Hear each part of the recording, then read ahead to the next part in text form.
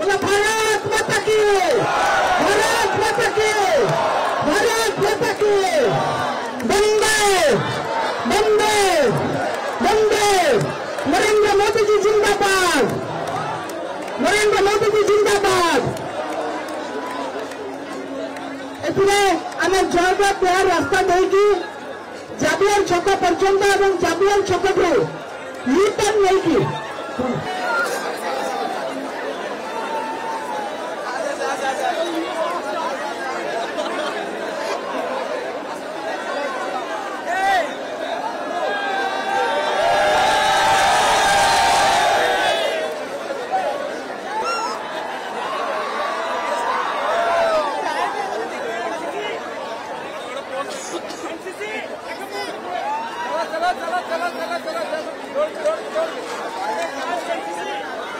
जय जगन्नाथ।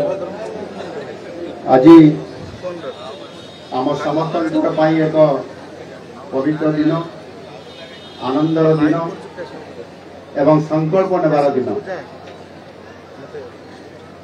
यही अवसर में आज राज्यस्तरीय नव माराथन कार्यक्रम अवसर में आज ये कार्यक्रम में उपस्थित थिबा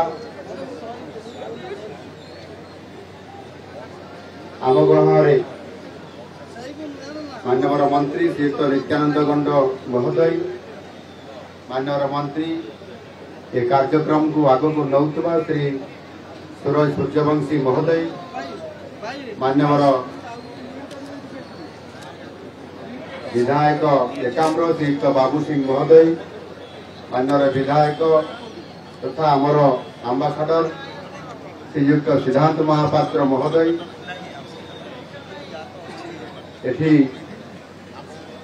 उपस्थित थिबा आमर सभ्यसाची विशिष्ट चलचित्र अभिनेता आम ग्रहण पूर्वतन मंत्री अरविंद ढाली एवं ये कार्यक्रम को नेतृत्व नौथुवा आमर राज्यर युव मोर्चार सभापति अभिलाष पंडा महोदय, ये कार्यक्रम को सहयोगर हाथ बढ़ाई आमर राज्य उपसभापति मीनाक्षी नारायण त्रिपाठी, उपस्थित समस्त वरिष्ठ नेतृवृंद, कार्यकर्ता, छात्र छात्री एवं युव बंधुगण एवं ये उपस्थित आम गणमाध्यम समस्त प्रतिनिधि। प्रधानमंत्री मोदी होती असरंती ऊर्जा एवं गतिशीलता व्यक्तिगत स्तर में हो सामूहिक स्तर में आम समस्त होती प्रेरणार उत्स।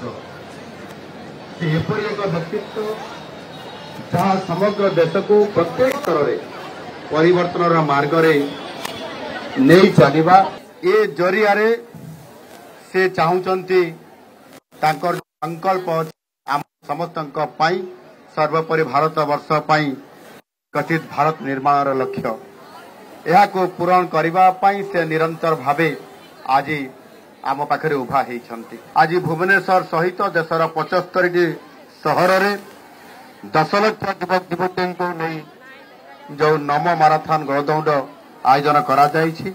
कोटि कोटि युव नेतृत्व को ये गणदौड़ वार्ता निशामुक्त भारत ताको निश्चित भाव आग को सफलतार शीर्ष स्थान को पहुंचाइब।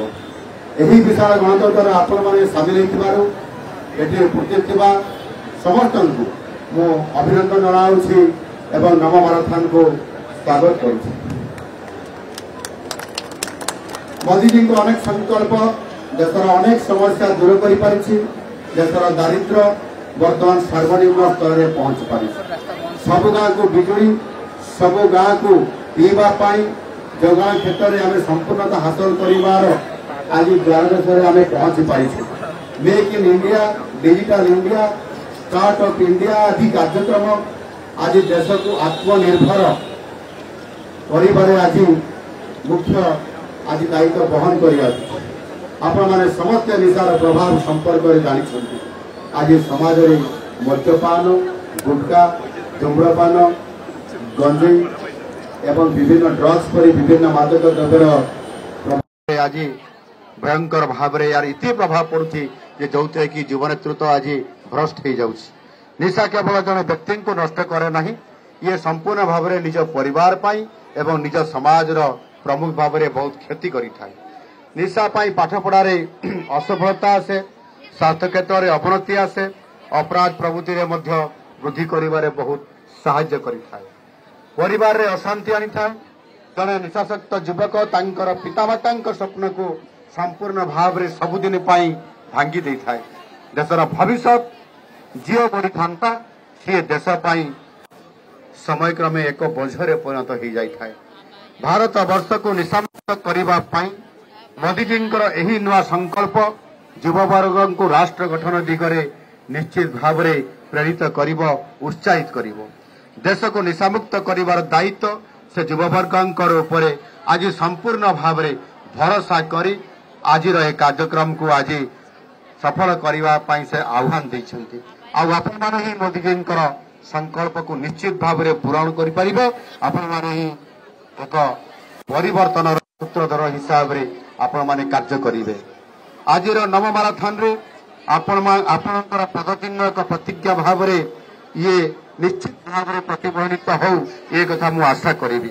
आम निशा को आम राज्यर भविष्य को निशा पाई आम राज्य को एवं आम ओडिशा को देश पाई एक आदर्श राज्य रे गठन करिबा।